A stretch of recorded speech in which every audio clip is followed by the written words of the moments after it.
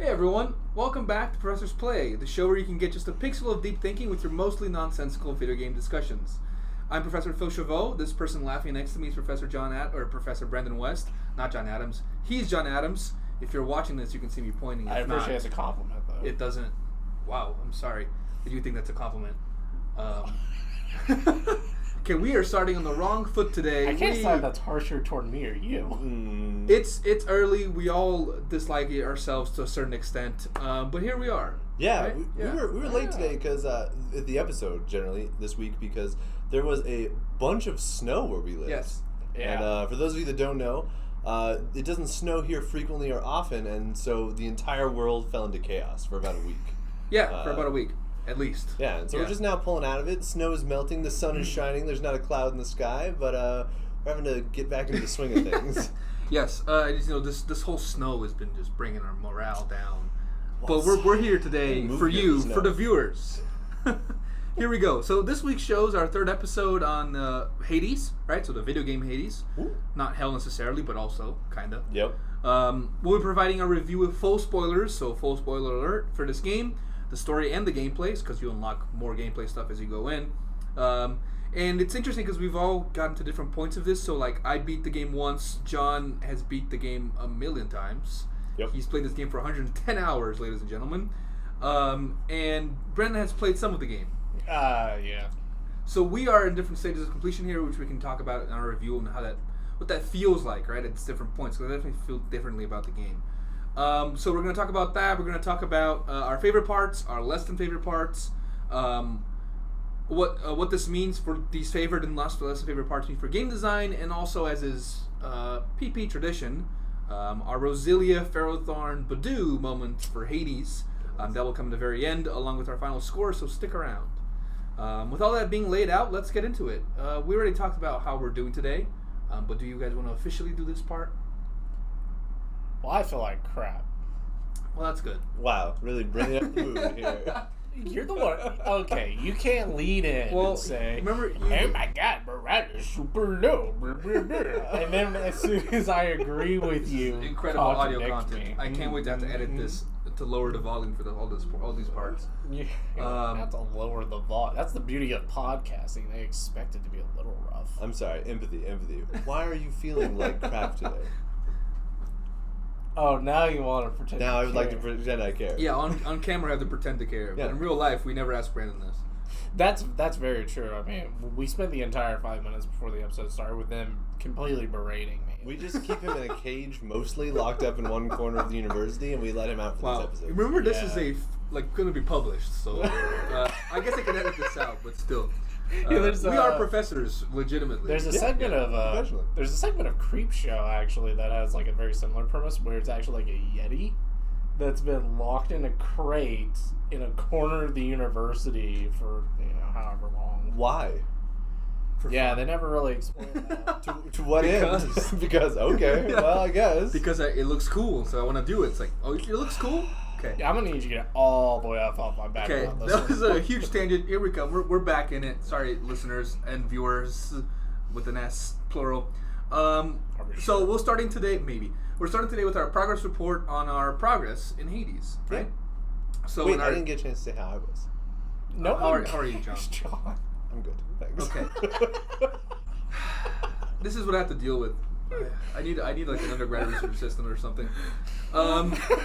So we're gonna talk about our progress in escaping Hades, right? So what I wanted to start with is our discussion of the best, how far we've gone, and then also our best builds, right? So before we get into like our best builds, I wanted to talk about what a build is. Yeah. Because we've talked a lot about this build is good and this build isn't for this kind of thing. We haven't defined it yet. We haven't defined it yet, which is something I tell my students in my speech class. Like, if it's a word that we all know, build, but it means something different in this sense. Right. Mm-hmm. Right. So, I have a definition here, but we need a review to give it a shot.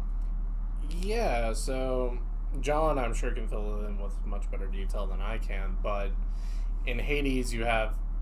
Well, in general. What's a build in a game? Oh, okay. Basically, the way you spec out your character or the abilities that you give them. What is a spec? It's the constellation of things that you graft onto this person. Okay. Pretty close, pretty close. So a spec is short for specification. So the idea is that a character might have different specifications or different abilities or characteristics, or frequently it actually comes originally out of Dungeons and Dragons, where you would have a certain score that you would generate by rolling 4 6-sided die and taking 3, and that would give you the specifications for your characters: HP, strength, charisma, etc. Yes. And it's been applied to games, and even games that don't have these same categories of strength, charisma, intelligence still usually have some choices that you can make, some RPG elements, and those are now specifications, and your choice of specifications all together totaled becomes a build. Now what's unique about Hades... Because you're building your character based on these specifications. And usually, typically, at least in Dungeons & Dragons or in other traditional video games, you can't do the build like right off the bat from step 1. It's called a build because it's something that you slowly achieve over time as your character levels up. Scaffolding as you go, yeah. Scaffolding as you go. In Hades, the unique thing about your build is that you do the build almost every time from scratch, right? Every time you make a run through. So unlike some other games where builds happen and there's something that you carefully think about and craft over like the entirety of the game, Hades is one where you could like experiment with builds, play around, do 9 You have to experiment with builds. Have to. Right. Which is like my nightmare when it comes to game design. As John can attest, I'm very much the plan everything way in advance. True. His nuzlocking style is the same way. But what I wanted to give you an example too of a more traditional way that you like build characters, like in Pokemon, for example. We talk about Pokemon. You can build your whole team to focus on hitting critical hits, or you can have one Pokemon on your team that hits hard, one that hits fast, and one that puts people to sleep. Yep. That's how you're building your team, right? So it's the same thing, except you're building a central character, right? So it's a way of constructing your character with moves and abilities and ways that do damage in different ways, right? The reason it comes from tabletop games is because tabletop games have existed much longer than video games. Much longer. So the reason that we call these builds in games and they're inspired by tabletops is because we have been doing this thing in Dungeons & Dragons where we're setting stats for our characters based on dice. Back in my day, we didn't have fancy calculators to roll younger than damage me, for us. Wait, You're younger than me, man.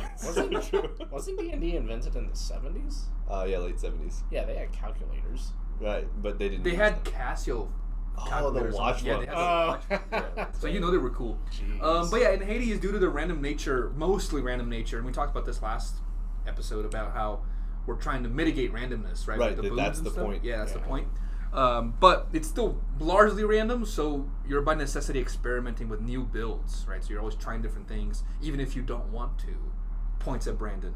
Totally fair. Some are really good, other not so much, and we'll talk about that here in a little bit. So, as we discuss these, let's talk about, or as we discuss like our attempts in Hades or escaping Hades, let's talk about why we liked our best builds so much and why we like vibe with them, why they felt like a vibe.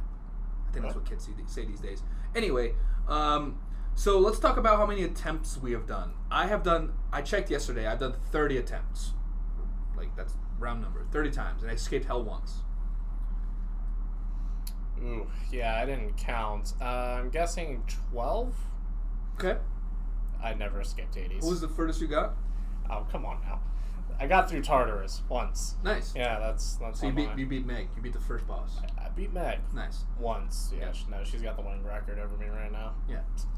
I don't know how many times I've attempted to escape. It's a lot. I have that screenshot. I've escaped well, that's the thing. I was just about to pull that up. I think the screenshot tells me that I've successfully escaped 51 times. I thought it said 110 tries. And somehow it's 110 never... attempts? I thought it said that. And somehow it's never stuck. Oh, yeah. Yeah. No, it just says total clears. Total clears is 51. Okay. Current best streak is 5 in a row. I've cleared 5 back to back to back. Nice. My best beat time is with the Shield of Chaos at 20 minutes and 49 seconds. Cool. Yeah. Wow. So John has played this game a lot. I've played this game a lot. John has played this game a lot. But this is the end until Hades 2, when I drag you all back down to hell with me. Drag you back down.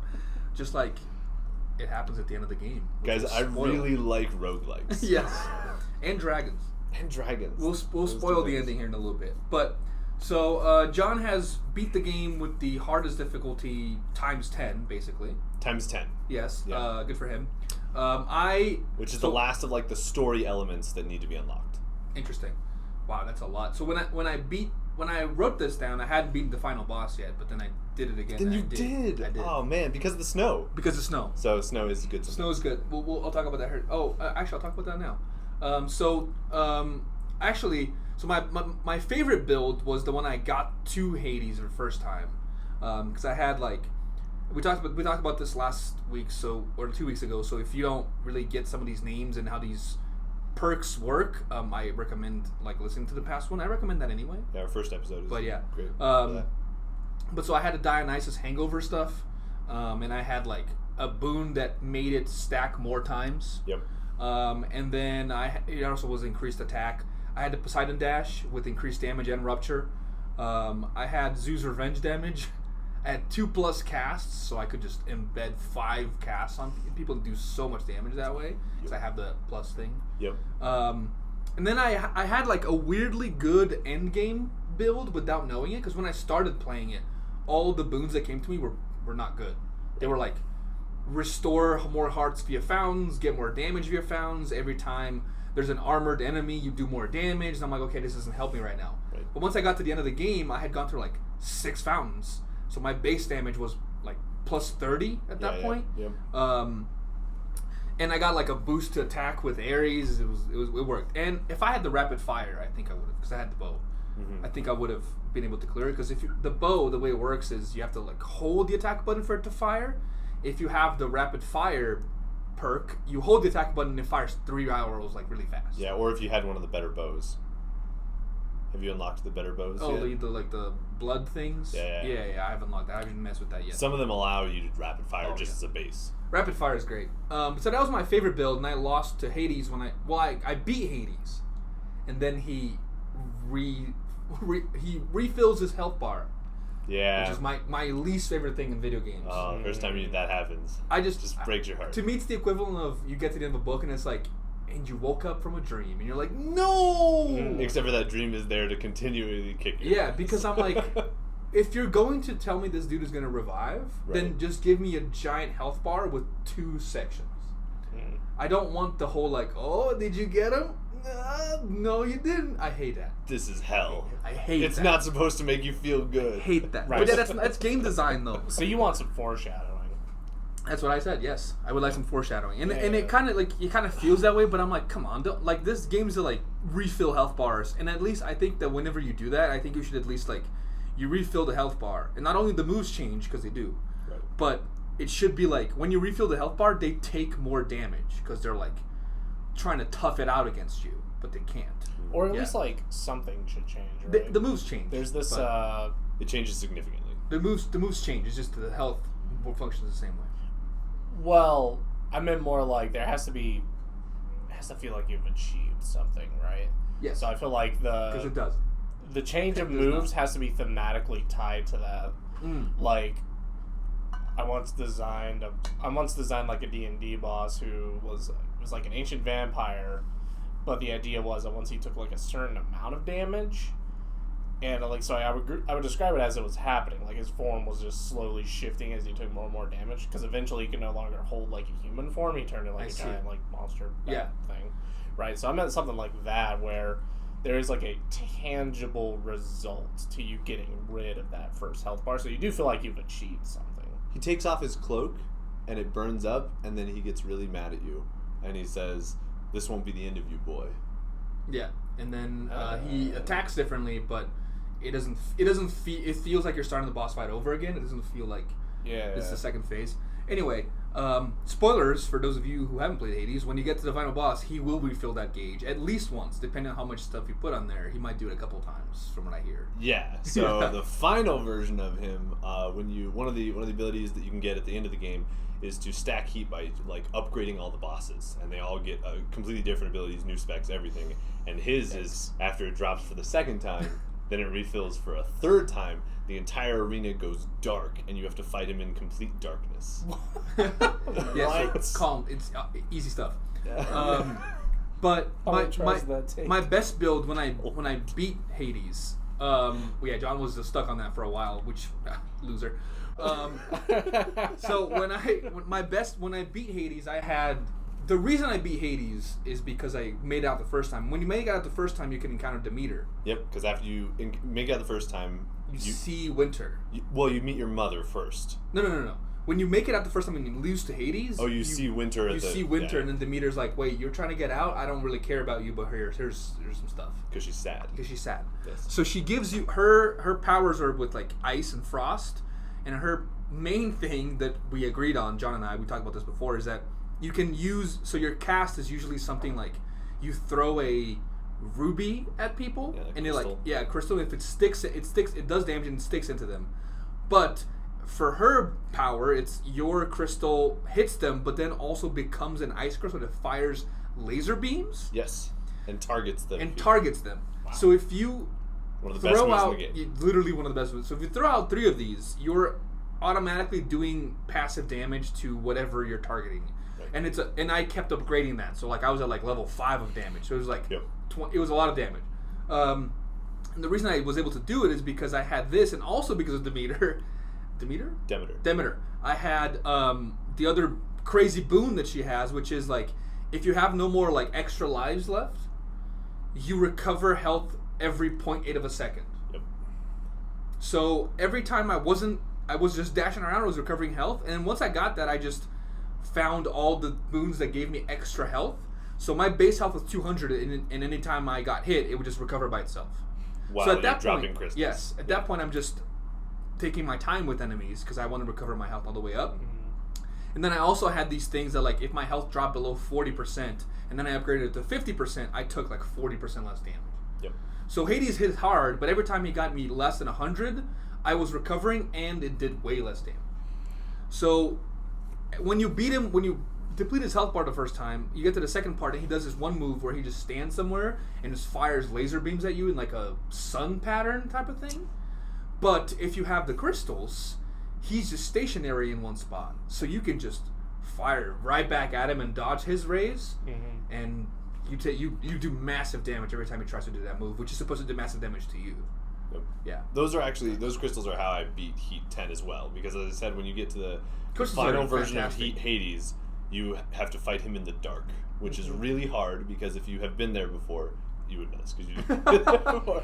But if you've been there before, he can like do a dash hit that hits almost from across the map, and you have to be able to like see him, predict it, and dash out of the way yourself. Yeah. But in the complete dark, very difficult to do. So the strategy is to lay down these crystals, and if you get the right ability, you can lay 2 of them for every 1 that you lay. Mm-hmm. So I laid like 6 or 7, and then just dash around randomly in the dark while the crystals melt him.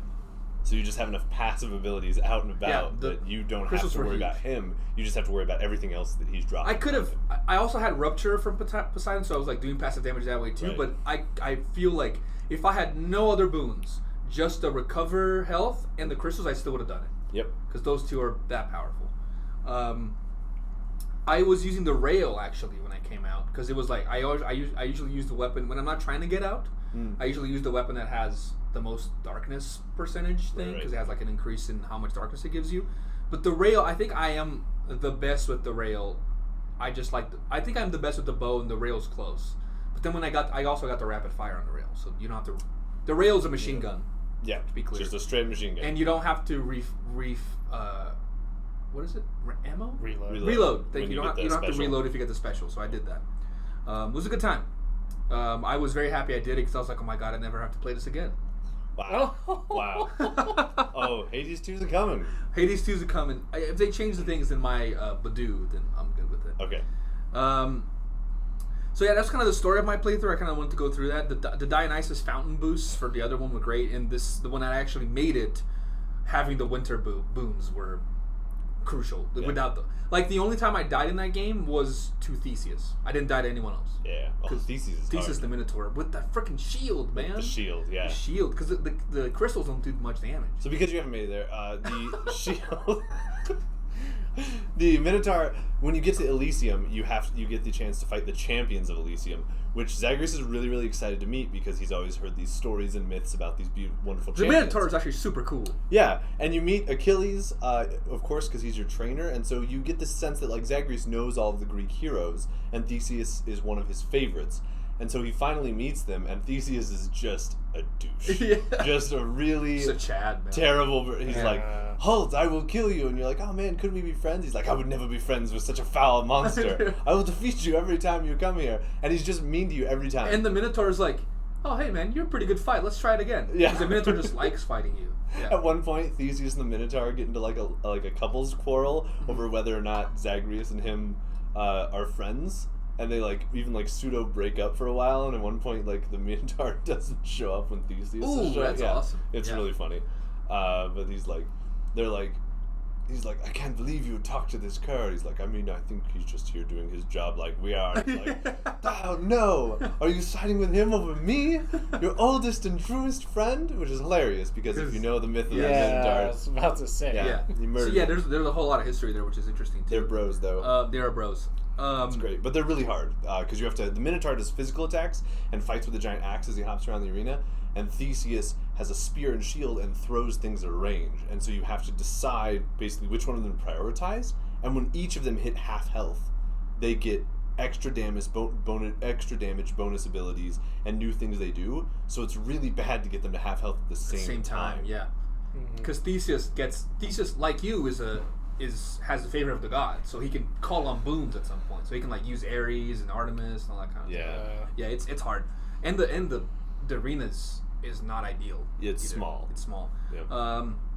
Yep. So John, tell us about your final run when you finally beat Hades for the 1 second 3 times there. Yeah, so spoilers ahead, but as I said, when you beat the game, after you beat the game once, your father to make the runs harder for you to get out of hell. After you beat the game once, you come back to hell, and I was super excited to talk to my dad, and he pretends like it never happened. Right. He doesn't want to talk about it.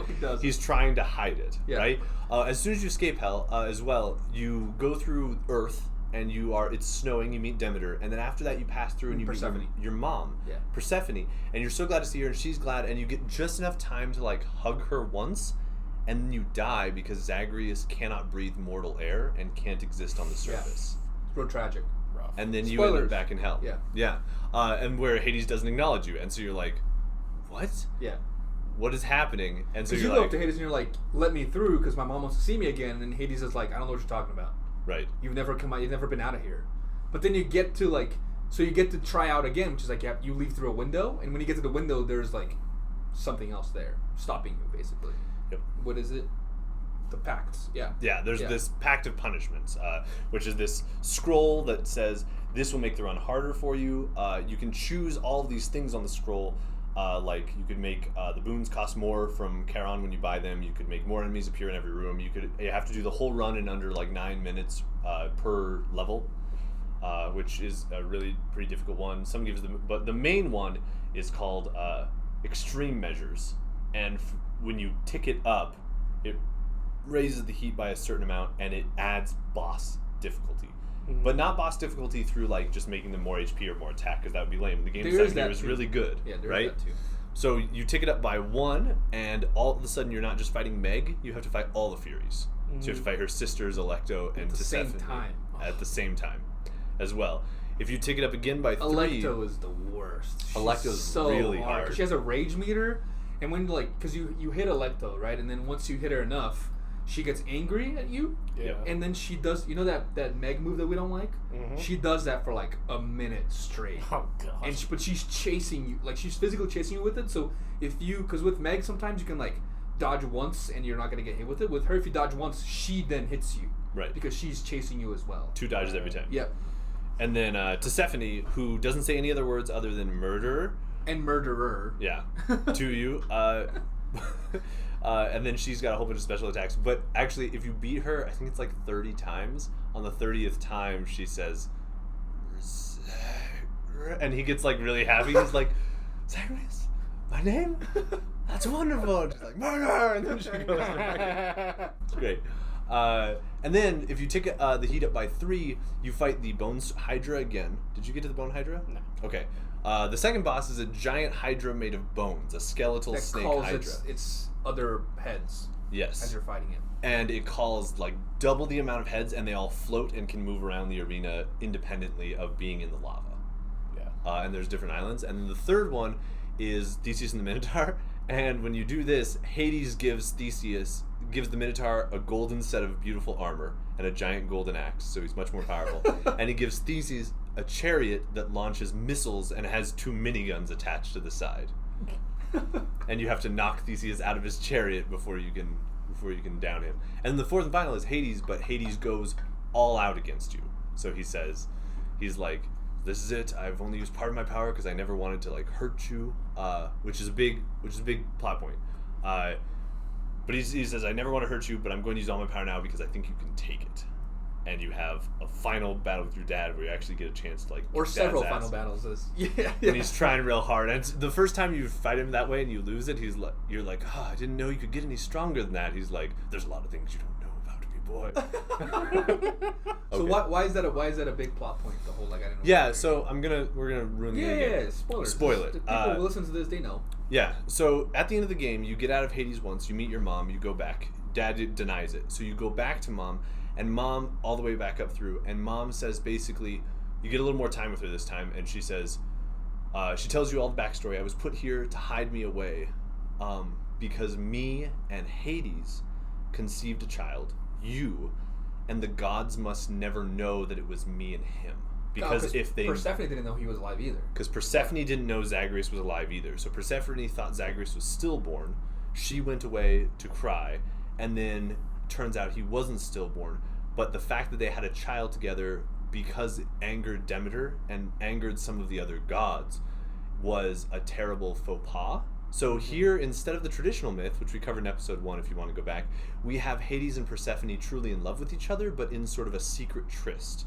And if the gods knew that they were together, all war might break out amongst the gods. And so every time Zagreus is racing to the surface to try to be with his mom, he's essentially risking war with the gods, right? And Hades sees this locking Zagreus in hell and keeping Persephone away from him as like this heroic self-sacrifice. So even though he's sad and depressed, he is doing it for the goodness of the entire planet.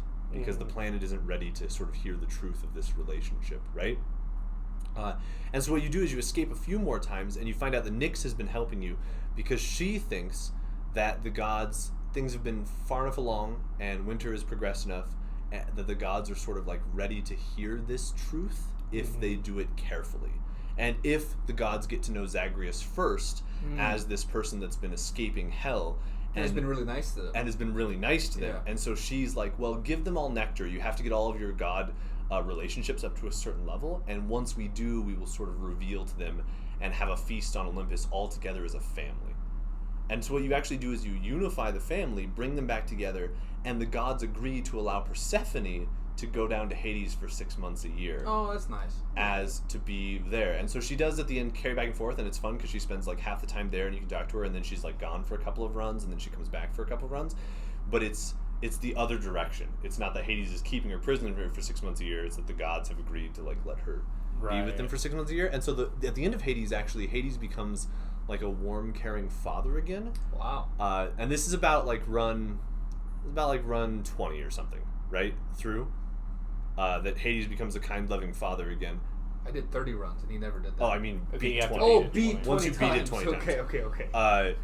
Hades becomes a kind, loving father again. The mural in the back of Hades' hall becomes like this mural of the family, all loving and holding onto each other and hugging together. Persephone comes back. You can talk to people. Their bedroom opens up, and there's a guy in there that you can give your extra darkness to just to like pump up levels of darkness to prove it's a high score metric or meter. I see. So it's a post-in-game content. And then Hades says, well, Zagreus, you still can't leave for the surface. But this is all you've been doing, and as we've shown, you're a failure in the paperwork room, so we're not going to put you back in there. But he's like, what if we continue doing what we're currently doing, but we do it to test the defensive measures of Hades? So you escape, and after you escape, I will raise the heat level, and that will let us know like how defensive Hades is, because if you can keep escaping, it's not defensive enough. Yeah. If you can't escape, then it's not. So you become like Hades' hacker or like security tester for hell. And it's funny because the interactions between you and Hades change. So you reach the surface after like this arrangement is reached, and he says stuff like, "Oh, made it again. I'll have to try harder. I'm proud of you." And then you begin like fighting over. I know, it's really tearing up over here. It's really great. But the Heat 10. So then you get all the way to Heat 10, and he's like, "All right, I didn't want to hurt you earlier, because he was trying to protect you to keep you safe and to keep the gods from destroying you the whole time. Yeah. And that's why he's grumpy. So he's like, I haven't been using my full power. And you're like, what? This isn't even my final form. He's like, but I think you're ready for it. Over 9,000. And it's like a pride moment, and then he hits you with like the full darkness, and he calls Cerberus in, and Cerberus starts, and you're like, you betrayed me! He comes and like calls meteors all the way through. I've always wondered if Cerberus was going to come back as a boss. Cerberus shows up, but you don't fight him. Yeah. And Cerberus, so normally at Styx, I forgot, normally when you get to Styx, there's a rooms you have to go through, and you have to do them to collect a sack of rat carcasses to feed to Cerberus to let you pass. Because he doesn't want to fight you, but he won't let you pass. But he doesn't want to pass. But when you turn the heat up to 10, you're no longer fighting to prevent you from being happy. Yeah. You're fighting for like love and family in a weird way. Sure, and so Cerberus joins in and just wrecks you. Let's go. See, this story was awesome, and this is my main issue with this game we're going to talk about later. So I don't think I should have to beat the game 25 times to see all this stuff. Yeah. Right. That's my thing. Okay, we'll get back to that later though. So Brandon, why don't you tell us, that was awesome. Why don't you tell us about your best experience when you beat Meg? How did that make you feel? I'm serious. I'm serious. Well, it made me feel like hitting you with a chair. Well, I'm serious. Tell us about like. What was your boon build? Yeah, how you felt about the game. What was your build? Yeah. The weapon, I believe you used the bow because you like the bow, like I do. Yeah. No, I'm definitely a bow kind of person, and of course my main strategy in Hades is to kick down the door and Old Man Henderson that stuff and just like kick it down. Man, you really like the rapid fire. Shout something incomprehensible and then just start firing. I think you want the rail. I might do. You might want the rail, yeah. And that's pretty much how I beat Meg too, but it was just a combination of that, a lot of dashing, and having like pretty high max health for that run. So you were taking the boons you were taking were all like the centaur hearts that gave you more health? No, I didn't get any centaur hearts. I don't actually remember how I got the health that I did. Well, this was like 4 weeks ago. What are other ways of getting health? The mirror gives you more health, and then yeah, but in chaos. mid-run. Chaos. Oh, chaos can give you more health. Yeah. No, it wasn't chaos. I didn't meet him until later, but yeah, basically like dash, shoot watts, dash. Okay, let me ask you this then. I don't think chaos has a gender. It's they actually. It's they. Primordial. They are called they in the game. Well, I know, but I'm saying that's because I don't think they have. Yeah. It's No, just chaos incarnate. Yeah. Nyx refers to them as they. Wait, does Nyx get to go to the Olympus thing? No, because Nyx is not a god, but a chthonic entity. Yeah. But Nyx does reunite with Chaos, who is her father. Yes. And there's a whole subplot line I about kind of getting got them back that because together. like whenever you meet Chaos a few times, they talk about like, oh, you remind me of Nyx, the way you move. She must be teaching you things. We used to play this game, and now I'm playing it with you. So it's kind of and they talk about how it's kind of cool, like generational thing, and I'm like, And then Nyx does get into a relationship with themes. Ares. Oh, yeah, good for her. She gets sexy with Ares. Good for her. Yeah, it's a good looking man. Zagreus gets real worried about it. he's like, no, I mean, like, that's cool. You do what you want, Nyx, but this man, night and war, should those be hanging out together? Yeah, this man reaches me via boons and says, "I see you've killed a bunch of stuff. Here's more stuff to kill more things because I like that." Yes. Yeah. So let me ask you this then, Brendan. What is your in your opinion, the best and the worst boons? So the best and worst perks you can get to build your character. I think the best that I ever got was, I think it's called Tempest Strike. It's from Poseidon, basically a pushback on your bow, which is hilarious. It does more damage than it pushes back. Yeah. Yeah, which is hilarious, of course, because I will naturally just stand there and, like, Robin Hood that. Right. Knock him back. Yeah, if you're not worried about, like, clearing it within a certain time, I mean, like, because sometimes you get that lambent plume and stuff. Because you can clear and not take a single ounce of damage if you just stand in the corner and just Poseidon push back with the bow. Exactly. Yeah. And so that was a lot of fun. Worst boon. You also mentioned that the Ares one. I did like the Ares one. There's one where if you dash, it creates a blade rift, which is really nice. It's like a little cyclone. Yeah. Considering I pretty much spend most of my time, like, dashing around and then, like, pot-shotting, right? Mm-hmm. So adding damage onto the dash was fantastic. This game is all about passive damage. Passive damage. Right. Yeah. For sure. I can't say there were any that I tried that I would just like straight up didn't like, but I found that I pretty much never took any of the cast buffs because I pretty much was always just spamming the bow. Yeah. And I think that's because the cast is really good and broken, but you have to have the full range of boons. Yeah. So you really need to get to like 4. Yeah, and I think you kind of like, I didn't use the cast at first a lot. Like for my first like 10 runs, I barely ever cast. Right. And then when I upgraded that in the mirror to like every time you cast, they take like 40% more damage. Then I was like, Makes all right, a I got to huge change my difference. play style to just always cast first, Right. especially in bosses. So I think you kind of like evolve your play style. John, what about you? What are your favorite and least favorite booms, perks, Oh, man. specs? Yeah, I'm gonna go. So we talked a little bit about like my favorite build and stuff last time. So I'm gonna go with like the most fun to play here. I really think it's fun to play a boon where these hunting blade rifts. So you get a cast that makes those blade rifts, right? So instead of the crystal, you have like a little blade rift and spin, and then you get the dash that creates the blade So rifts as well. you're launching like blade cyclones at people. Like blade cyclones Yeah. at people, but they're slow moving, right? Yeah. Then you get Artemis, and there's a duo boon between Artemis and Ares that makes those blade rifts heat seeking. So they don't just stay where you dashed, but they find the nearest target and mulch them. And then you can get boons that like double your amount of casts. You get 5 casts, so you get 10 of those, all heat seeking at the same time, and then a duo boon with Demeter that turns them into ice death cyclones to freeze and slow people down. And it's unholy. Like, just mulch the entire Again, this arena. game is about mitigating randomness and passive damage. Yeah. You should be doing like the way to beat this game is by doing damage when you're not actively attacking. One of the things that Brandon didn't get you that I would really wish he would have, because I think he would have liked it, is the rail. And the final aspect of the rail. After you beat the game once, you get the ability to upgrade these weapons. And Yeah. if you upgrade all of the weapons and unlock them all the way, you unlock a hidden aspect that is from somebody outside of the Greek pantheon, right? Yes. So like the first rail is like aspect of like Hades or something. And After the second rail is Zagreus, I think. aspect of Zagreus. And the second one is like aspect of like Zeus or aspect of Hades or aspect of Hera sometimes. Which It'll be means like, you're like adding something based on that person into the rail. yeah, it does something Yeah. slightly different. The last hidden one that I think you'd really like is aspect of Lucifer. Ooh, nice. Yeah, Oh, wow. and it turns the rail into a laser beam cannon that you can just from the other side of the room. And if you get the Poseidon push with it, you can just like push everybody back and laser beam them at the same time with no reloads. If you get that, Yeah. and that one's really fun. Oh, You need wow. to know reloads. Yeah, that Yeah. sounds awesome. Yeah. Yeah.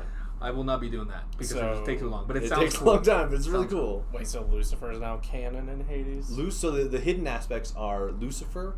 The sword becomes aspect of Arthur. Makes sense. And it's kind of fun because that happens in the future, and he says that he's like, this is an aspect of somebody that hasn't been born yet, but I get the sense they're important, which is kind of fun. The bow is aspect of Rama, the Hindu god with the, Oh, with yeah, the bow, yeah, right? yeah, That yeah. shoots beams Yeah. from the sun, and then the spear is aspect of Guan Yu. So you have a Chinese Interesting. god Yeah. that is. That spear, it makes the spear slightly passable. The spear still sucks. Spear's the worst. It's by the far. worst. Yeah. But if you charge up and throw, it throws a little special blade rift that Mm. heals you, Oh, which is pretty good, but Yeah. it's too slow to be viable. I see. That's cool though. Yeah. So what's the worst or least favorite boon? Definitely anything that Athena gives you that is not replenishes of your death defiance or her dash, which is broken. Yes. So I try to get her dash almost every time because it reflects things. But her like special, your special is just reflecting stuff. Doesn't do that much extra her special damage. her attack is passable if you have the bow to rail, because her attack when it deflects, you're firing so much that especially if you have rapid fire, That's it's just true. always deflecting Deflecting. everything that's going at you. And with the fist, it's okay Yeah. too. But with Yeah. anything else, you leave too big of a window, and I would just rather be Poseidon, or Yeah, I'd yeah. rather be anybody else. Yeah. What I don't like about the Athena dash is really good. You're right. I never pick Athena stuff, and I never pick Aphrodite things. Pretty much. Well, Especially Aphrodite the cast. attack is really good. Especially the Aphrodite cast. I never. Yeah, pick it's that. bad. But the thing that I don't like about the wording of these things sometimes is that it says like your dash does more damage Mhm. and can deflect. Right. So does it mean it doesn't always? That's what I never picked it at first because I was like, well, can deflect sounds like there's like a chance, but actually it's no, just Always. deflects. Well, the dash. I think the reason they have that is because with the attack, it only deflects from the front. Yeah, but they should say because they can or they should show you that that's my part of Hades 2 people. Hades 2. We're gonna send it straight to Supergiant's inbox and be like, here you go. This is all you need to change. Yeah. For free. Wait, hang on. Wait, you're making money from this? No, I'm just saying, for sending it to Supergiant, might as well. Well, I don't think they have that much money, honestly. Yeah, it's an indie company. Anyway, my favorite boons are the Poseidon knockback, which Brendan talked about, and also like if you add, because you can add like passive damage to that. Oh man. You got to get the rupture on. You can build a whole build around Poseidon boons and passive damage. The dash. And not even attack. Yeah. You can. It doesn't matter what weapon you're using. Because as long as you get dash. water onto people, they're taking damage, and you can keep upgrading that, so they're taking like 12 every like 0.5 of a second, which destroys people. One of the later boons, once you stacked up enough of these damage ones, it lets you do 300% more damage with your splash attacks to bosses. Wow. And that one the slamming too into barriers, and stuff. Yeah, that's real good. Honorable mention: I have Dionysus because I the hangover stuff. It's great. It's passive damage, and you can stack it a bunch. And he's really good with the bow in particular. Yeah, because you can fire from really far away, so you're always stacking. And then honestly, the weapon upgrades. I know it's not a boon. You're like finding these things like as if it's like someone left them over, like data listed. But the weapon upgrades are key, especially for the rail and the bow. The trinkets too. So you talked a little bit about the lambent plume, which every time you clear. So when you start playing Hades, you can at some point you can start taking a trinket with you that helps you power up. That you got from the gods that you made friends with by giving them a little bit of nectar, a little bit of booze. And there are really only 2 trinkets, in my opinion, that are worth running unless you're trying to do something fancy or special. And that's if you're using a ranged build, a build from far away, Thanatos, Death, gives you a trinket that every time you clear a run without getting a hit, you get 2% to your base damage. And that goes across your boons, across everything. So if you're real good with that, you can get plus 30 damage by the end of a run by clearing. And the second one is the Lambent Plume, which Hermes gives you. And that's every run that you clear basically in under like, I think it's like 30 seconds. It gives you plus 2% to dodge chance, which means that you just attacks miss you automatically. Mm-hmm. And so if you're using a close-up weapon like the sword or the you can fists, find things from Hermes that give you more dodge chance, so you can get up to like 60%. You have like 60 dodge. Things will just won't hit you. So if you're using the sword or the fists, I always take the Lambent Plume because you have to do close combat anyway. And if you're doing range, I always take the Death, the increased damage, because you can stay back, take your time, make sure everything's dead.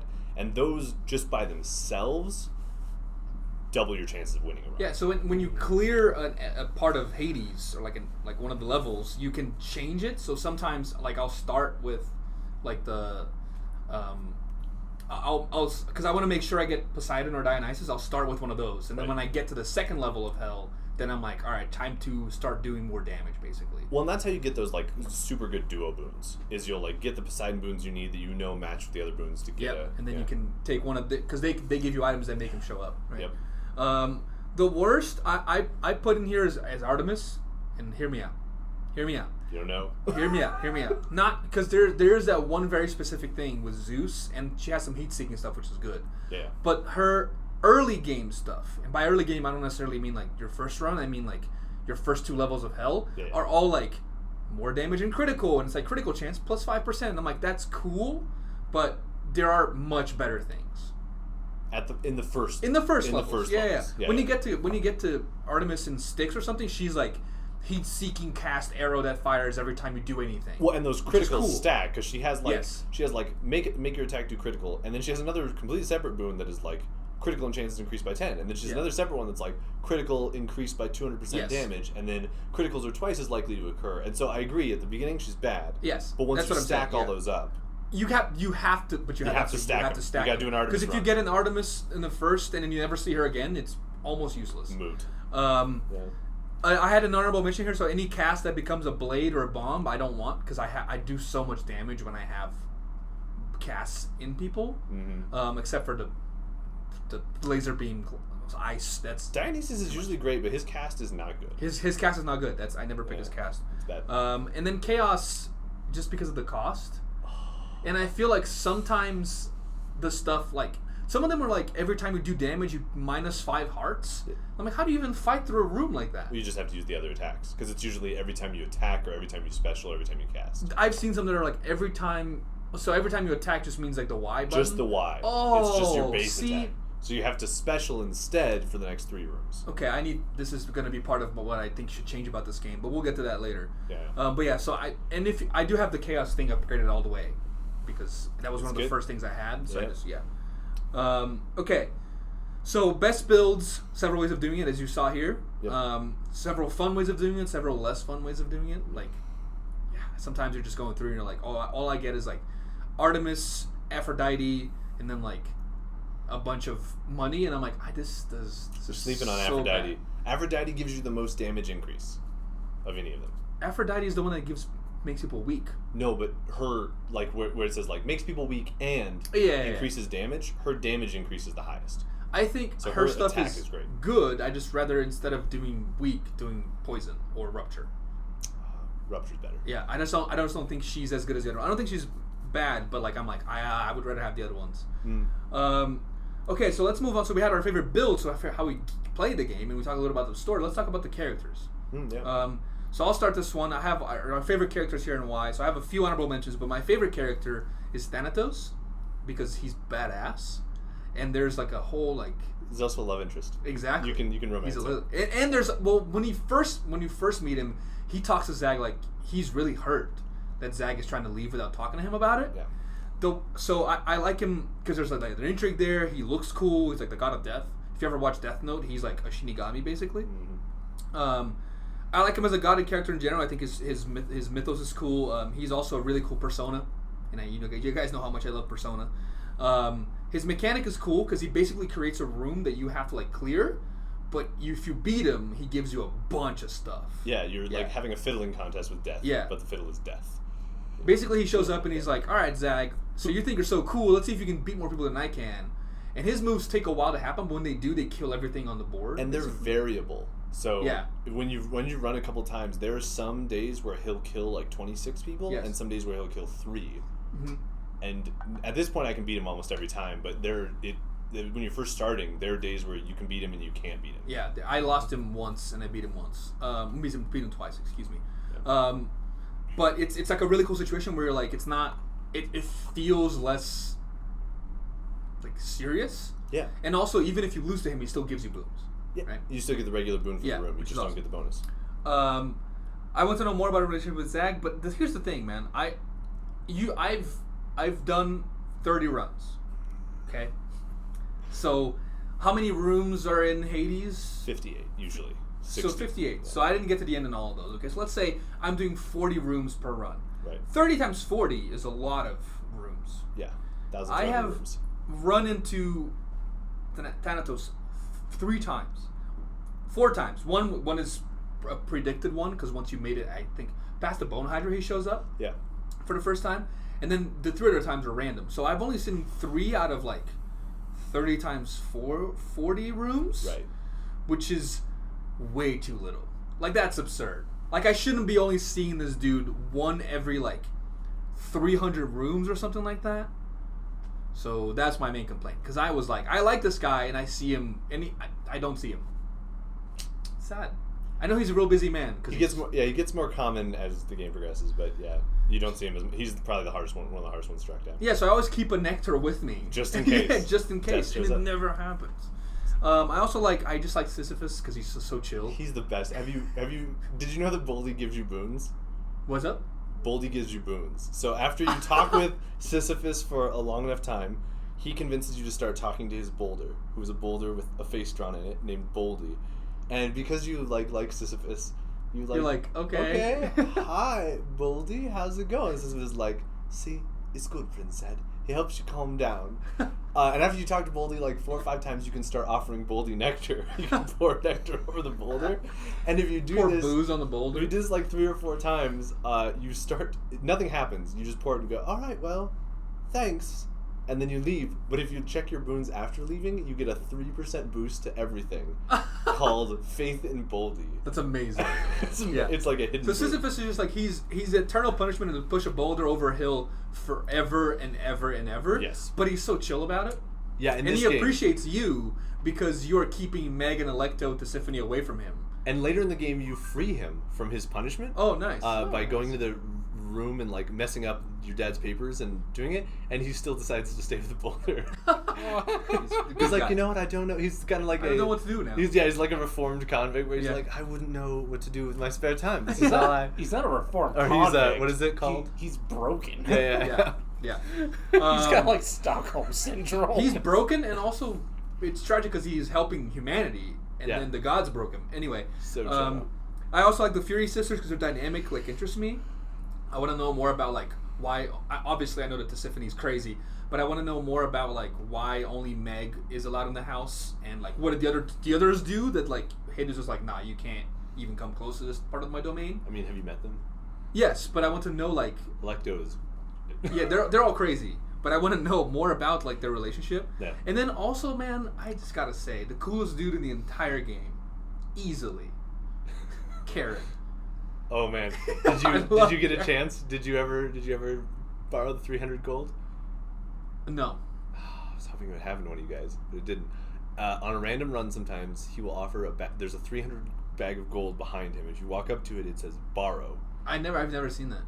If you click it and you take it, the whole game, the music stops. It goes like a needle drop. He looks at you and he goes, "Oh, I was just borrowing it," and it takes you to a special encounter. And he fights you. And he's one of the hardest bosses in the game. He just like wrecks you the first time you do it. But if you beat him, and he's really hard, you can beat him. If you beat him, he gives you a coupon, and everything in the store gets 50% off for the rest of your run. Amazing.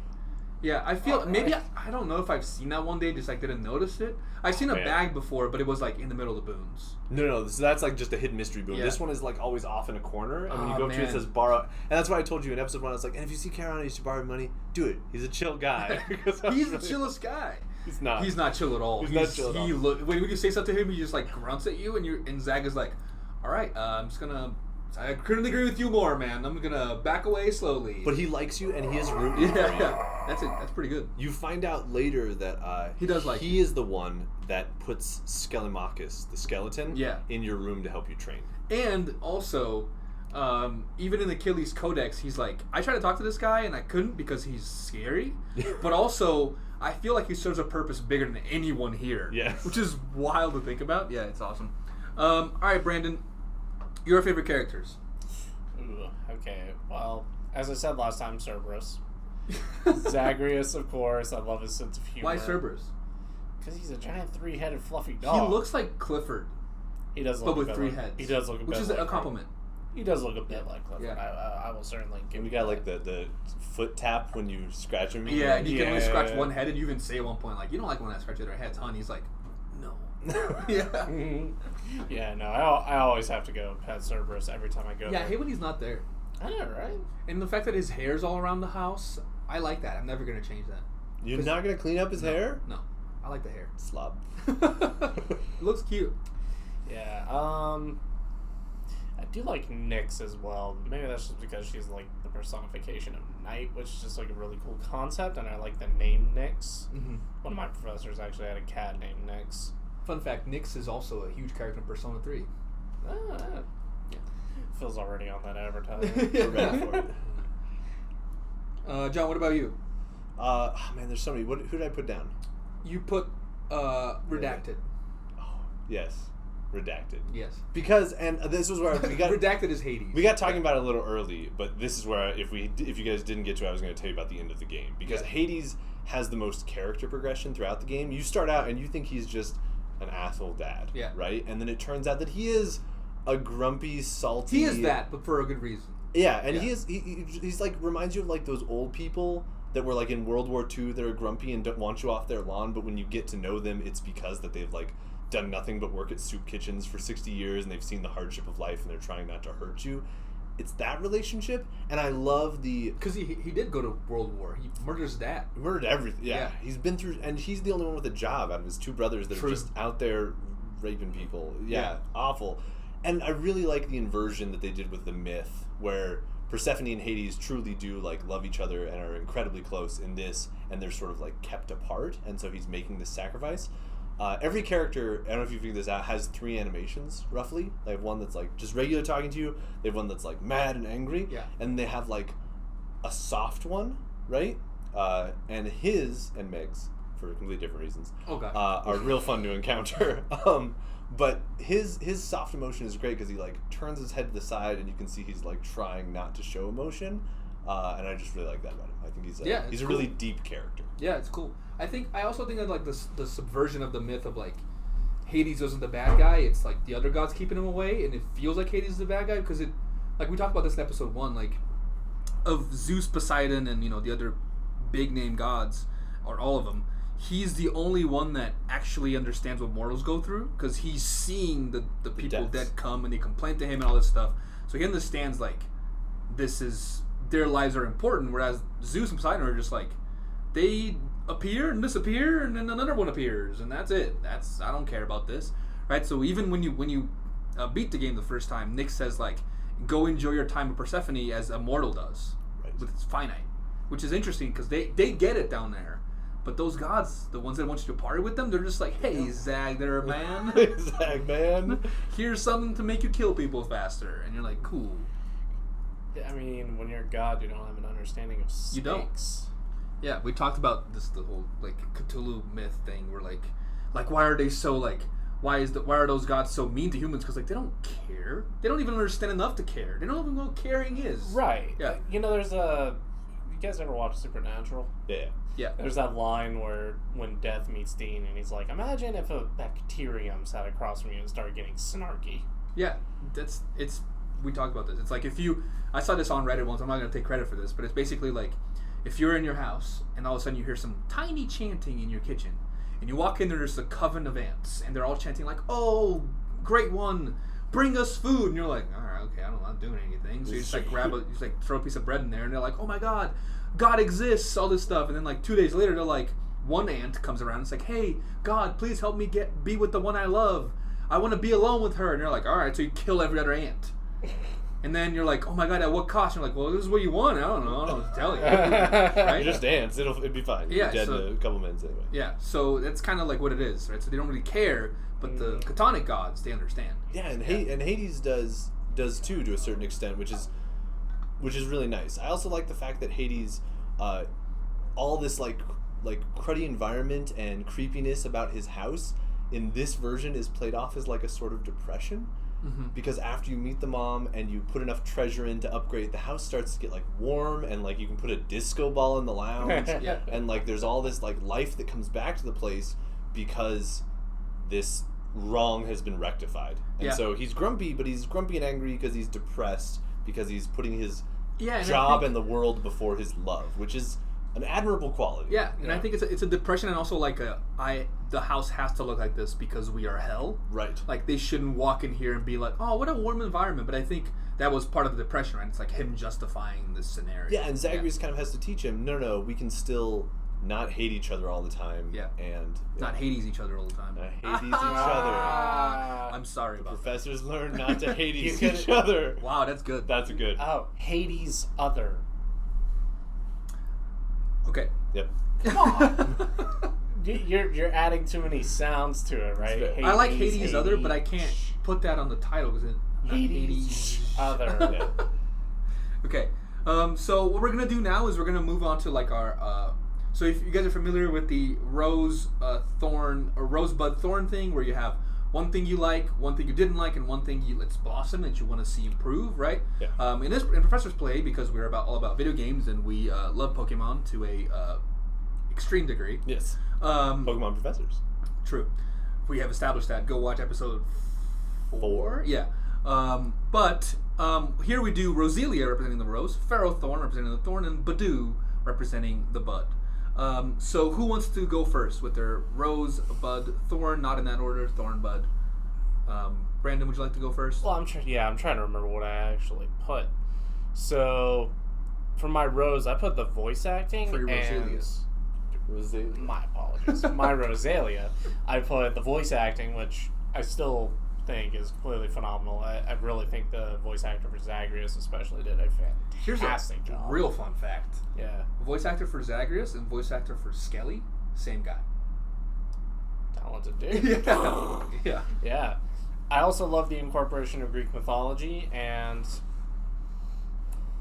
this could also be a negative, but I do like the replayability.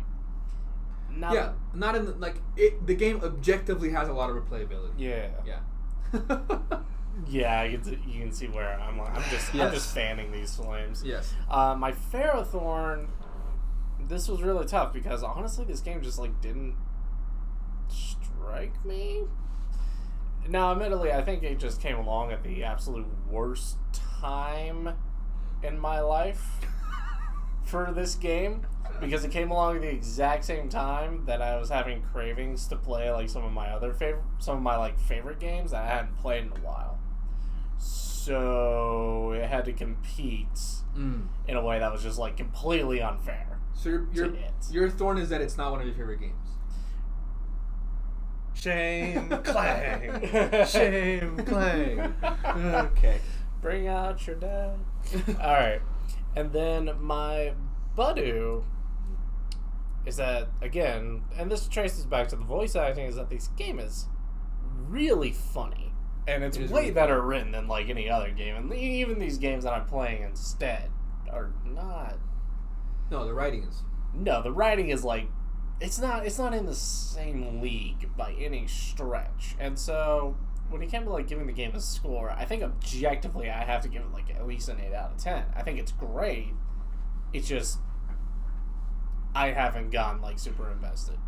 Yeah, so I so Roselia, a lot of replayability and voice acting is amazing. The thorn is that it just didn't grip you, which is a fair thing, right? That's part of game design. And it's part of my complaint a little bit as well, and I'll get into that. It's just if I've done 5 runs of this and I don't feel like doing it, then I'm done, right? Mm-hmm. We talked about this last week, is how do you catch players at first, right?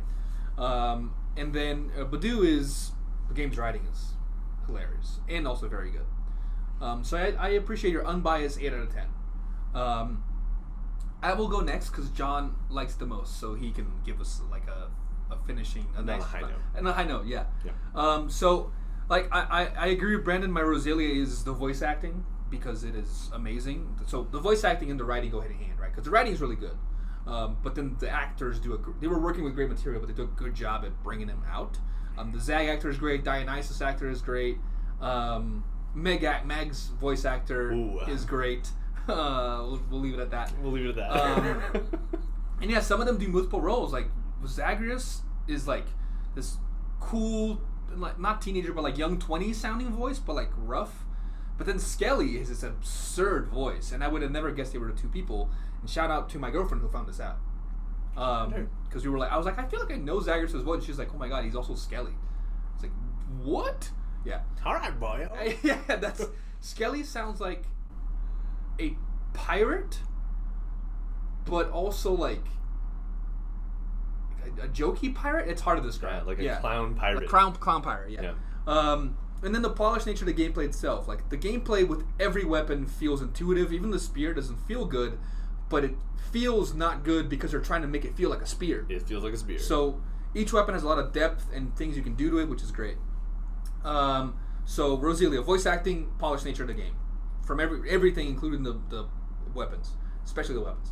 My Ferro Thorn is the lack of a testing space for boons and upgrades, and no preview for what those boons may look like. Right. So if you're doing a game based on build or based on items you pick up, often if there's no testing space, they will at least, when you click on the build or the boon or the perk, it will show you a tiny picture of what that thing does. Right. So you at least know that if I use, because sometimes can deflect or your cast becomes something. Some of those, the cast still goes into the person, they just also become something else. Right. And some of them, they just become something else. So I want to know what it at least looks like so I can actually experiment with stuff. Because a lot of times I don't want to try something else, even if it sounds maybe good, because I'm well, this could ruin my entire run. Right. So I don't want to do that. Right. So I feel if we had a tiny preview, even if it's just one playthrough of the video, and I'm oh, that looks kind of interesting, I'm gonna try it. Instead of just words, because I don't. That's the one part that I feel the words don't do a great job. Because it's can deflect. Well, does that mean it will always? Or yeah, it does if it's the shield, right? If it's the dash. And I really wish we could map the boons we have already found onto Zag when you're in the training grounds. Yeah. Because the training ground does nothing for you. Right. Because once you learn how to use a weapon, you don't need Skelly anymore. He's just there to say, all right, boyo, and that's cool. So if you could map the boons you found, because then you could practice like, oh, I really want to find Poseidon because I really like these 2 boons. So then you start using their item, right? Instead of having to like use a run to test that. So that's what I really wanted. That's my Ferro Thorn. Lack of a testing space and lack of showing us what the boons do. This is a video game. Show us, don't tell us. First rule. No, I teach that to my film students. Exactly. See, tell us, don't show us. Sorry, it's the opposite, folks. I'm just being facetious. Brandon just gave me the worst look ever. He's really mad at me right now. I'm gonna move on. So my Badoo, what could it do to grow? Story is amazing. So is the writing, the voice acting, voice actors, everything. Keep that, Supergiant Games, but faster. So I shouldn't have to do 30 runs to see a quarter of the story. Maybe, right? I get that they're trying to like expand this throughout, like, because this game is supposed to be about a bunch of runs, but like Brandon said, if it takes me 10 runs to even see why I'm doing this, then I might not do 10 runs, right? So I finally got the thing that was like, it was a flashback that showed Zagreus going into the chamber with all the paperwork and being horrible at it. Right. And then his dad's like, get out of here, boy, you're fired. And he's like, I'm just going to escape then. Whatever. See you later, Dad. I wish that should have been the first flashback you see.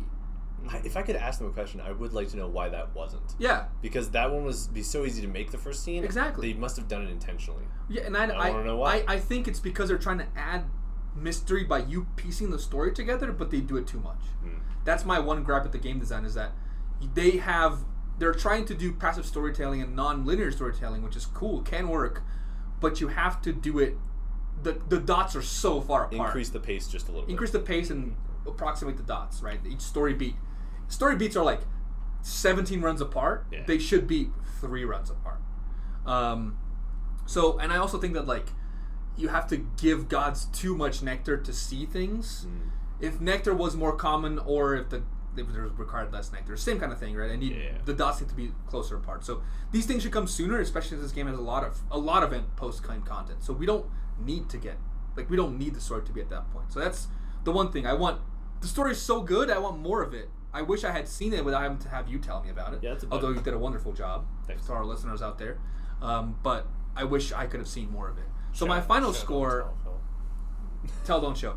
So my final score is a 7 out of 10, because I think that the story is so good that it should happen. They tried to split it up so much that it didn't work. And the fact that there's no way of like testing boons also really irked me. But if I am being unbiased, I would give it an 8. Nice. Yeah.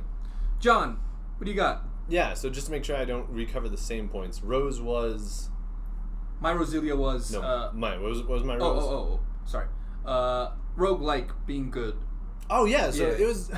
it's like a fantastic roguelike. We already covered this, and I'm going to cover it again, but roguelikes are my favorite games. When I was thinking about like what games I want to suggest next for this group to play, I realized that I was just suggesting a bunch of roguelikes, and so I will make it a very firm point that the next game I suggest will not be a roguelike. But I love them. This one is like a prime example. Top quality. If you're going to play one, yes, play Hades. I would agree with that. Yeah. Also, I think that if Hades came out in the 80s, we'd be calling these games Hades-like. Yes. That's how good it is. Yep. Yeah. Yeah, and then Thorn, even though I just said it was an amazing roguelike, my Thorn was Rooms, right? Rooms and Boons. Yeah, so the Rooms... Boats and Hoes. I think the Rooms are good, and they are randomized, but after you've played this game for 110 hours, they are not randomized enough. You start to learn some real similarities and patterns in both the Rooms and the Boons. The Rooms I noticed already. Yeah. Yeah, I would like more gods. You have a bigger pantheon, so you could use it, and this is probably just a constraint of them being an indie company. But I also want more random rooms. So, like, you know how you talked about death, and death is really cool, and death you said doesn't occur enough because you want to meet him a lot. Thanatos. You want to meet him. I think there could be events like Thanatos that are not as tied to story. Like Karen, I've done 30 runs. I never saw the borrow money thing, and I run into Karen like twice per run. It would, and those are some of my favorite moments, like Thanatos, the Karen, the little things you didn't know. It'd be cool if like the other fishing. Weird stuff happened in random rooms, even if it wasn't tied to story. If it was just like Zag runs into a flame dancer guy who's been chugging like nectar, and this flame dancer is 4 times as big as any that you've ever encountered before. If there were like mini bosses, so there's 1 mini boss per level, but they're the same mini boss every time. Well, there's 2 versions of them. 2 versions of the mini bosses. Yeah.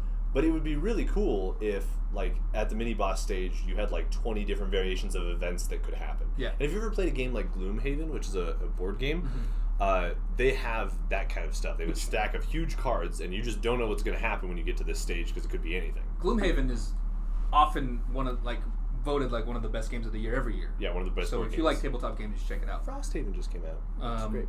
But yeah, I agree with you. I think that like it's part of what we were talking about, right? Like, give me like more variability. More variability. That's more variability in the story sooner, because like I've seen everything, but like there's 2 things that I have still undiscovered, and I'm like, then what the hell is this, right? And I think it would help because they're using the story beats to make the game feel like content. You can catch fish, and you can turn them in at the cafeteria for extra nectar boons. Okay. And then it's a collection mechanic. You're trying to collect it all.